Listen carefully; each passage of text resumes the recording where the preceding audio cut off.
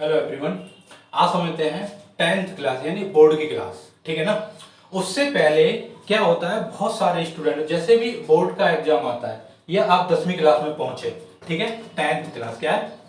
10th class it means board की class होती है। इसमें क्या होता है कि हमारे स्कूल से इसमें थोड़े से चेंजेस होते हैं कि अब तक हम 1 से लेकर 9 तक हमने क्या करा कि अपने ही स्कूल में पढ़ाई की, उसी में हमने एग्जाम दिया, उन्हीं टीचरों ने कॉपी चेक की, वहीं से हमें रिजल्ट मिल गया।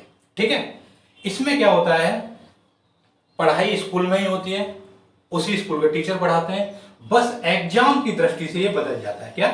एग्जाम की दृष्टि से। ठीक है ना। एग्जाम के लिए क्या होता है कि बोर्ड के एग्जाम इसलिए बोर्ड के कहा जाते हैं कि जो एक बोर्ड होता है, ठीक है, उसमें एक पैनल सेट करता है क्वेश्चनों को, ठीक है, और ये एग्जाम किसी दूसरे स्कूल में यानी सेंटर बदल जाता है, अपने स्कूल की बजाय किसी और स्कूल में, उसी जिले का कोई भी स्कूल में आपके सेंटर को डाल दिया जाता है। यानी कि इस विद्यालय के स्टूडेंट दूसरे वाले विद्यालय में एग्जाम देंगे, पढ़ाई उसी में होनी है, सारा काम उसी में होना है, प्रैक्टिकल उसी में होने, कोई दिक्कत वाली बात नहीं होती।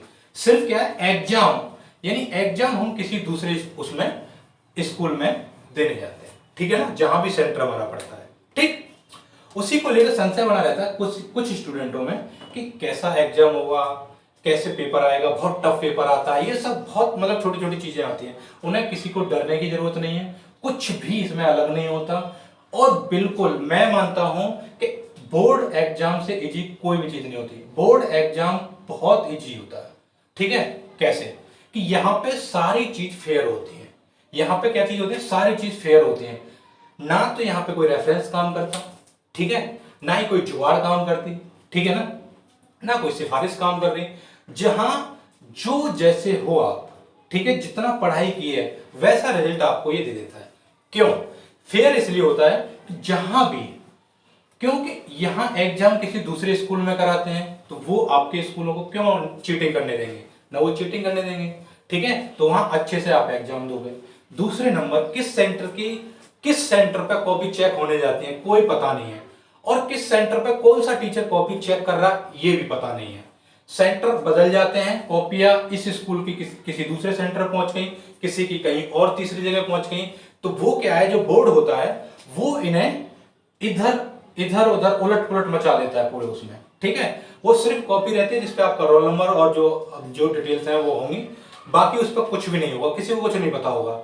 पता चला कि लखनऊ की कॉपी बनारस पहुंच गई, पता चला कि मतलब ये एक जो इनका जोन होता है उसी हिसाब से सेट करते हैं। तो इनके जो सेंटर होते हैं वो बदल जाते हैं, किसी कॉपी कहीं चेक हो रही है, किसी की कॉपी कहीं चेक हो रही है। ठीक है ना, तो वो अपने हिसाब से सेट करते हैं जोन के हिसाब से। ठीक है, कहाँ इन्हें सेंटर डालना है, कहाँ क्या करना है। वही कोई तीसरा टीचर चेक करता है कौन मार्क्स चढ़ा रहा है आपके, तो वो क्या देखेगा, वो जब किसी को कोई पता ही नहीं किसकी कॉपी है तो वो सिर्फ कॉपी को देखेगा, उसमें जो लिखे हुए आंसर है किस तरीका से दे रखे हैं, कितने अच्छे राइटिंग में है, कैसा आंसर दिया है, वो सिर्फ उसे चेक करेगा, उसी बेस पे वो नंबर दे देगा आपको। ठीक है, वो आपके साथ में कोई गद्दारी नहीं करेगा। आप अच्छे से करके आए हो तो बहुत अच्छे नंबर दे देगा, आप करके ही कुछ नहीं आए हो तो वो कहां से नंबर दे देगा। ठीक है ना, तो आप इसके लिए संशय ना रखें, बहुत अच्छे से पढ़ाई करें। ठीक है, सिर्फ आपको एग्जाम किसी दूसरी जगह देने आए, ठीक है, उससे घबराने की जरूरत नहीं है। जब आपकी पढ़ाई अच्छी है, सबसे मेन मुद्दा है यहाँ पे पढ़ाई का। अगर आपकी पढ़ाई अच्छी है, आपने अच्छी तैयारी करी है एग्जाम की, तो आप चाहे इस कमरे में दे दो, ठीक है, चाहे आप दूसरे कमरे में दे दो, चाहे इस स्कूल में दे दो, किसी और स्कूल में दे दो, कोई फर्क पड़ेगा उससे? नहीं। ठीक है, बिल्कुल नर्वस होने की जरूरत नहीं है। आप अच्छे से पढ़ाई करो, दूसरे सेंटर पे जाओ एग्जाम देने के लिए बस। और देखो, जो भी पैनल बैठता है, जो क्वेश्चन सेट करता है, वो सिर्फ सिलेबस के अकॉर्डिंग ही करता है। जो सिलेबस आपको दे रखा है, ठीक है ना, वही सिलेबस उनके पास भी होता है, उसी में से वो क्वेश्चन बनाते हैं। ठीक है ना, और कोई नहीं टफ क्वेश्चन आते, कुछ नहीं आता। अरे सिलेबस एक ही है तो उसमें से क्या टफ बना देगा, जब सिलेबस हमने पढ़ ही लिया, पूरा चैप्टर पढ़ा है ना, उसमें से कुछ भी क्वेश्चन तो आपको आंसर तो आना चाहिए ना। तो वो उस लेवल पे बनाते हैं, तो आपको बिल्कुल कठिनाई नहीं होनी चाहिए, एटलीस्ट अगर आपने पढ़ाई करी है तो। इसलिए आप पढ़ाई पे फोकस रखिए, उसके संशय और उनके कंफ्यूजन में बिल्कुल मत रहिए। बहुत अच्छे से एग्जाम होगा, बहुत अच्छा रिजल्ट भी आएगा। मतलब टोटली होता है कि फेयर, सारी चीज फेयर होती है। ठीक है ना। वैसे तब भी यहाँ पे 9वीं तक या वैसी जो क्लासें होती हैं स्कूल में जो चलती हैं, यहाँ पे कॉपी चेक होती है, इनमें तब भी रेफरेंस होता है, कोई कोचिंग होता है उसे ज़्यादा नंबर मिल जाते हैं, किसी को नंबर मिल जाते हैं, लेकिन यहाँ पे ऐसा कुछ नहीं होता। किसने कोचिंग की है, किस टीचर से की है, किस में पढ़ा हुआ है, किसी को कोई पता नहीं है, क्योंकि जो भी टीचर कॉपी चेक कर रहा होगा वहां पे उसके पास सिर्फ कॉपी जाएगी, आपकी कोई डिटेल नहीं जाएगी। वो सिर्फ कॉपी पे ध्यान देगा, अपना चेक करेगा और जितने मार्क्स आएंगे आपके उतने मार्क्स देंगे बस। अब उसे ये भी नहीं पता कौन चढ़ाएगा नंबरों को, कौन सिस्टम में डालेगा, उसे कुछ नहीं पता, कहाँ की ये कॉपी, कुछ पता नहीं है उसे। ठीक है ना, तो इसलिए आप अपना बेस्ट दे के आओ, आप अपने अच्छे से तैयारी करो, अच्छे से एग्जाम दो। ठीक है ना, उम्मीद है बहुत अच्छा रिजल्ट आएगा। आई होप आप समझे होंगे। और एक और चीज इसमें मोस्ट इंपॉर्टेंट चीज क्या है, 10वीं की खासियत ये है कि ये हमारा किसी भी, चाहे ग्रेजुएशन में एडमिशन लेना है या हमारा गवर्नमेंट एग्जाम हो, कुछ भी हो, हमारा एक 10th लेवल का एक क्या होता है, यहां से बेस शुरू हो जाता है। क्या शुरू हो जाता है, बेस। ये इसलिए इंपॉर्टेंट और ज्यादा होता है कि यहां से हमारा लोएस्ट क्लास का बेस यहीं से शुरू होता है। आप इससे पहले 9 तक क्लास पढ़ चुके होते हो, लेकिन उनका कहीं रिकॉर्ड कोई ऑथेंटिक वे में नहीं माना जाता। सिर्फ आपकी सबसे लोएस्ट में मांगी जाती है तो 10th की मार्कशीट मांगी जाती है। आप 10वीं पास हो, उसका कोई भी प्रूफ दिखाओ। ठीक है ना, इसके बेस पे, यानी लोएस्ट में फिर कौन सी आ गई, बेस हमारा कहां शुरू हुआ, 10वीं क्लास से। उसके बाद कौन सा आ जाता है, 12th क्लास। ठीक है ना, फिर उसके बाद क्या आ जाता है, ग्रेजुएशन। ठीक, तो ये हमारा 10th क्लास यानी बोर्ड की क्लास, ये सब तरह से इंपॉर्टेंट हो जाता है।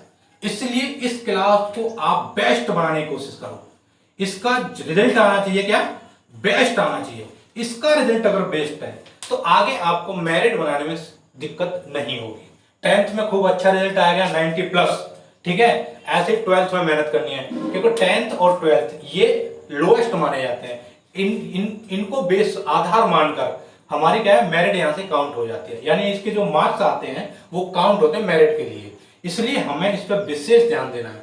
तो 10वीं अगर आप करते हो, आप स्टूडेंट हो या आपके आस पड़ोस में आपके भैया हैं या कोई भी आपके परिवार में है, उन्हें ये चीज समझाओ कि डरने की जरूरत नहीं है। इसको बहुत अच्छे से करें, बहुत अच्छे से तैयारी करें, बहुत अच्छा एग्जाम दें। ठीक है, इसका रिजल्ट टॉप मोस्ट होना चाहिए, बहुत अच्छा रिजल्ट होना चाहिए। ठीक है, क्योंकि ये आपकी पूरी जिंदगी का बेस, यानी सबसे निचला बेस यहां से शुरू हो जाएगा। इसलिए 10वीं को हल्के में ना लें, आप थोड़ा सजगता से पढ़ाई करें, थोड़ा सीरियस होकर पढ़ाई करें। आई होप आप समझे होंगे।